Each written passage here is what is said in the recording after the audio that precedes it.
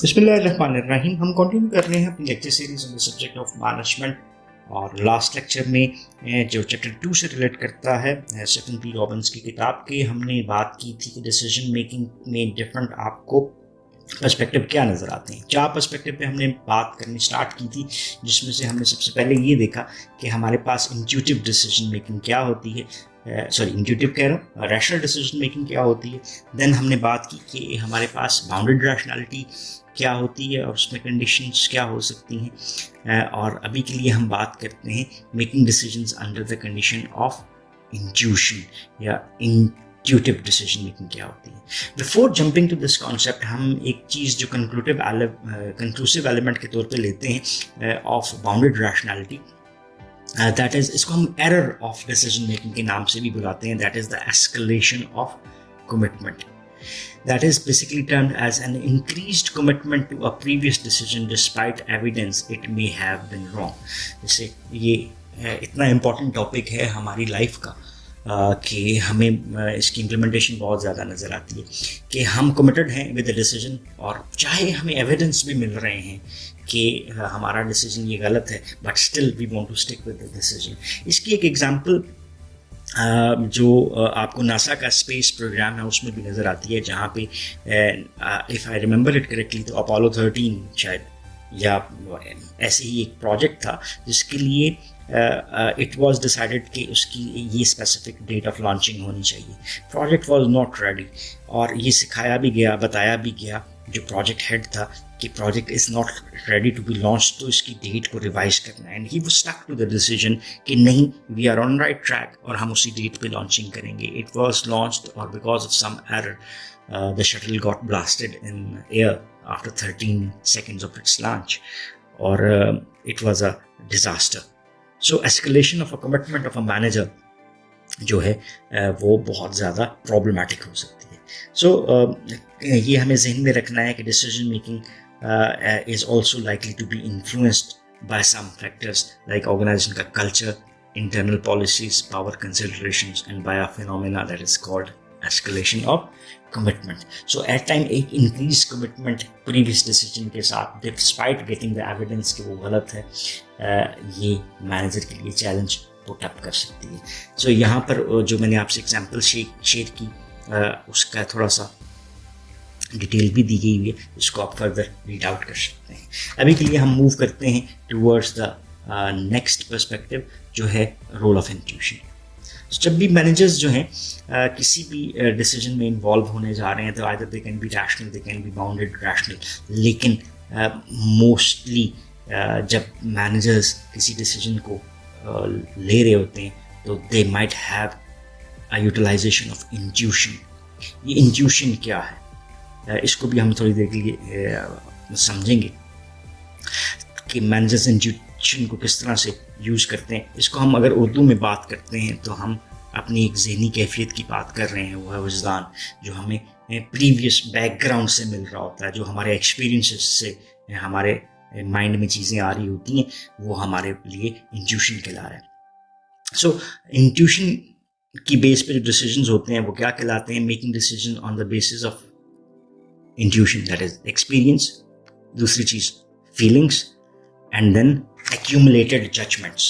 इसको accumulated means जो हमने सारी evidences इकट्ठे किए थे, उनसे जो जजमेंट बनाई थी, उसके बिना के ऊपर हम जो फैसला करने जा रहे हैं वो क्या कहला रहा है? Intuitive decision making.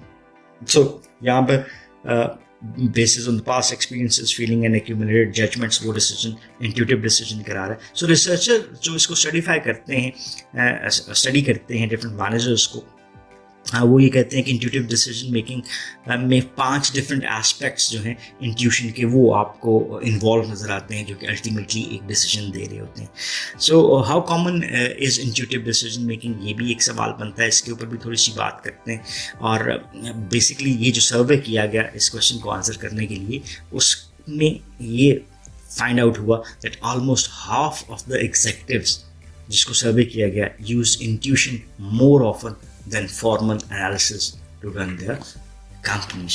यानी 50% से ज़्यादा जो एग्जीक्यूटिव मैनेजर्स थे वो इंट्यूशन को यूज़ करते हैं in order to make decisions. वापस आएंगे इसके ऊपर, पहले हम इसके इस एस्पेक्ट को देख लेते हैं कि 5 डिफरेंट एस्पेक्ट्स ऑफ इंट्यूशन क्या है।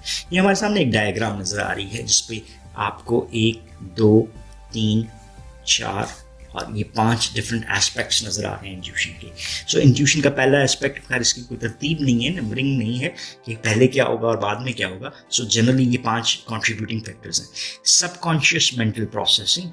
कॉन्शियस मेंटल प्रोसेसिंग वो है जैसे मैं 2 + 2 4 और 13 और ये चीज़ें बना रहा हूँ, ठीक है। और सबकॉन्शियस वो है जो कि एनालिसिस मेरे ज़हन में ऑटोमेटिकली चलते हुए नज़र आते हैं, और जो हमारे पास पुराने, अच्छा यार ऐसी चीज़ें हुई थी, ऐसे हुआ था और उस तरह से आउटकम्स आई थी, तो ये जो सबकॉन्शियस मेंटल प्रोसेसिंग है वो मुझे कुछ इन्फॉर्मेशन दे रही है। अभी देखते हैं इसको मैनेजरियल डिसीजन मेकिंग के कॉन्टेक्स्ट में भी। Then value of ethics based decisions. हम अपने माइंड में एथिक्स को और अपनी वैल्यूज़, एथिक्स किसको कहते हैं, इखलाकियात, एंड वैल्यूज़ क्या हैं, ये स्ट्रांगली हेल्ड बिलीव्स होते हैं इंडिविजुअल के, कि हम किस हद तक अपने डिसीजन मेकिंग में इसको इम्पोर्टेंस देते हैं। देन तीसरा एस्पेक्ट है एक्सपीरियंस बेस्ड डिसीजंस, कि हमें वो डिसीजन नज़र आते हैं जो एक्सपीरियंस की बिना पर हम मेरे सामने क्या चीज़ें आती हैं। जैसे मुझे पता है कि यार एम्प्लॉयज़ अमूमन लेट आते हैं, एक्सपीरियंस मेरा है कि एम्प्लॉयज़ लेट आते हैं तो ऐसे करोगे तो वो ठीक हो जाएंगे। तो ये जो मेरा डिसीजन था कि इस तरह से कर लेते हैं, ये क्या हुआ, एक्सपीरियंस की बेस के ऊपर डिसीजन हुआ। Then affect initiated decisions. Intuition का एक एलिमेंट अफेक्ट है, लाइकलीनेस, कि हमारे decisions are might be influenced by the our mental process।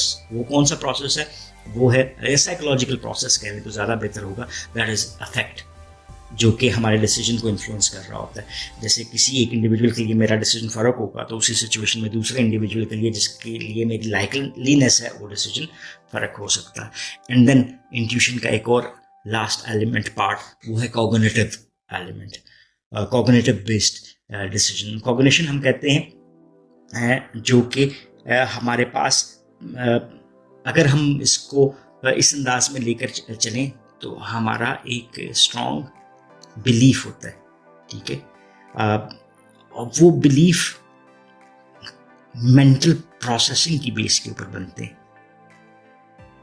ठीक है। सो जो मैनेजर्स डिसीजन कर रहा है based on his skill, knowledge और ट्रेनिंग, तो वो जो कॉग्निटिव स्किल्स हैं उसकी बिलीफ्स जो बने हुए हैं अपनी सलाहियतों की बुनियाद के ऊपर, उसकी बिना पर कर रहा है। सो अभी देखते हैं, अगर सबकॉन्शियस मेंटल प्रोसेसिंग है तो मैनेजर्स बेसिकली यूज़ करते हैं डाटा जो अपने सबकॉन्शियस माइंड में होता है और उसी की बिना के ऊपर वो अपने फैसले की तरफ चलाते हैं। जहाँ पे वैल्यू और एथिक्स की बात आती है तो manager make decision based on ethical values और कल्चर। जहाँ पे एक्सपीरियंस बेस्ड की बात आती है तो managers make decisions based on their past experience, पहले ऐसा हुआ था तो अब भी ऐसा हो जाएगा। Managers make decisions based on feelings और इमोशंस, तो ये अफेक्ट इनिशिएटेड डिसीजंस बने। और अगर managers make decisions based on their own skills, knowledge and training, तो वो कॉग्निटिव बेस्ड डिसीजंस बन गए। तो ये 5 बेसिक एस्पेक्ट्स आपको नजर आते हैं इंट्यूशन के। सो इंट्यूटिव डिसीजन मेकिंग जो है वो कॉम्प्लीमेंट कर सकती है both rational and bounded rational decision making को। क्यों? पहली चीज़ तो ये है कि a manager who has experience with a similar type of problem or situation often can act quickly with what appears to be limited information because of that past experience. So अगर मुझे एक्सपीरियंस नहीं है, मैं एक नया manager हूँ और अगर पीपल नेगेटिवली बिहेव कर रहे हैं तो मेरे लिए बहुत प्रॉब्लमेटिक कंडीशन है, लेकिन किसी और मैनेजर जो कि 18 साल से इन चीज़ों को देख रहा है उसके लिए एक नॉर्मल सिचुएशन हो सकती है। So experience can make a difference. So in addition to it's complementing both rational and bounded rationality, वो ये है कि recent study जो की गई उसमें भी ये देखा गया कि individuals who experienced intense feelings and emotions when making decisions basically actually achieve higher decision making performance, especially when they understood their feelings as they were making decisions. So decision making based upon the feelings, कि जब एक individual ये महसूस कर रहा था कि yes he is involved in an important decision, तो उसके डिसीजन की एक्सेप्टेबिलिटी ज़्यादा आपको नज़र आती है। So old belief that managers should ignore emotions when making decisions may not be the best advice in this scenario. So ये हमारे पास क्या नज़र आती है, इंट्यूटिव डिसीजन मेकिंग. और जो लास्ट पर्सपेक्टिव नज़र आता है वो है डिसीजन मेकिंग का role of evidence based management. Evidence based management हम किसको कह रहे हैं? That is the systematic use of the best available evidence to improve the management practice. EBM भी कहा जाता है इसको, एविडेंस बेस्ड मैनेजमेंट. ठीक है. बुनियादी कॉन्सेप्ट आपको क्या नज़र आया कि हम सिस्टमैटिकली यूज़ करते हैं जो हमारे पास अवेलेबल एविडेंस होता है, और इसी की बेस के ऊपर हम अपनी मैनेजमेंट प्रैक्टिस को बेहतर कर सकते हैं. ये बेसिकली काफ़ी हद तक रेलेवेंट नज़र आता है towards the managerial decision making. तो 4 एसेंशियल एलिमेंट्स जो आपको नज़र आते हैं, वो पहला एलिमेंट ये है decision makers expertise and judgment, कि जो भी फैसला करने वाला है उसकी महारत क्या है और उसकी जजमेंट एबिलिटी क्या है. दूसरा है external evidence that's bin evaluated by the decision maker. जैसे हमारे इर्द गिर्द इन्वायरमेंट में बहुत सारी चीज़ें हैं और हमने किन चीज़ों को पिक किया एज एन एविडेंस जिसकी बेस के ऊपर हम डिसीजन करेंगे. और then opinions, preferences and value of those who have stake in the decision.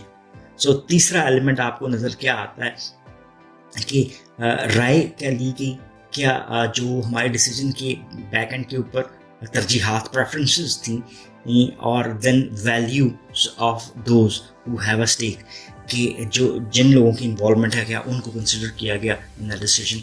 And then fourth element आपको क्या नज़र आता है, दैट इज़ रेलेवेंट ऑर्गेनाइजेशनल. अब इसमें वो क्या कहता है, that is the internal factors. So relevant organizational factors internal में क्या चीज़ें आती हैं, डिसीजन का बैकग्राउंड क्या है, प्रेजेंट सर्कमस्टांसेस ऑर्गेनाइजेशन के क्या हैं, ऑर्गेनाइजेशन मेंबर्स की इन्वॉल्वमेंट कितनी है, तो क्या उनको कंसिडर किया गया. सो एविडेंस बेस्ड मैनेजमेंट इन 4 फैक्टर्स के ऊपर बेस करती हुई नज़र आता है. और द स्ट्रेंथ और influence of each of these elements on a decision will very with each decision and even with each decision maker. ये चारों चीज़ें हैं, इसकी इन्वॉल्वमेंट है, और इनकी इन्वॉल्वमेंट कितनी है ये हर डिसीजन के ऊपर वेरी कर सकती है. एट टाइम्स, समटाइम्स जो डिसीजन मेकर्स हैं उनका intuition might be given greater emphasis in the decision. Other times it might be the opinion of stakeholders, जो कि other लोग इससे affect होते हैं, and at some times it might be ethical considerations. So ये चीज़ें vary करती हुई नज़र आती हैं. So the key for managers is to recognize and understand the mindful, conscious choice as to which elements are most important and should be emphasized in making a decision. So ये चीज़ हमें ये भी सिखाती है कि जो डिसीजन हम करने जा रहे हैं उसकी बेस के ऊपर भी हमारा डिसीजन मेकिंग चॉइस डिपेंड कर रही होती है. So that's all about this lecture. इस लेक्चर में बेसिकली हमने कंटिन्यू किया था, हमारे पास जो डिसीजन मेकिंग पर्सपेक्टिव नज़र आते हैं. सो हमने कंटिन्यूएशन की थी रैशनैलिटी की, कि हमने देखा रैशनल डिसीजन मेकिंग क्या है, उसके अजम्पशंस बाउंडेड रैशनैलिटी की सूरत में होती है, और कहाँ पे हमारे पास मैक्सिमाइज की बजाय सेटिस्फाइज के डिसीजन आते हैं.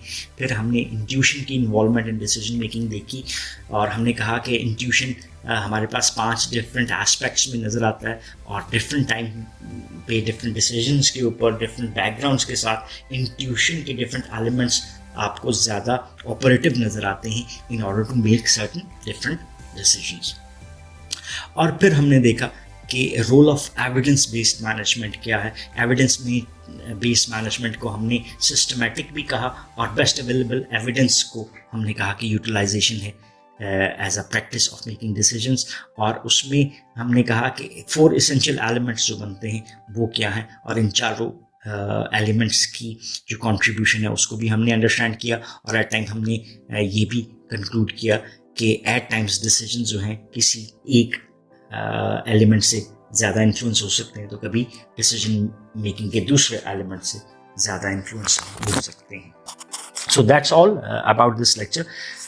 If you still have any questions or queries, so you can ask in the comment section, and we would definitely love to answer those. So once again, thanking you for watching this lecture. Have a nice time. Allah Hafiz.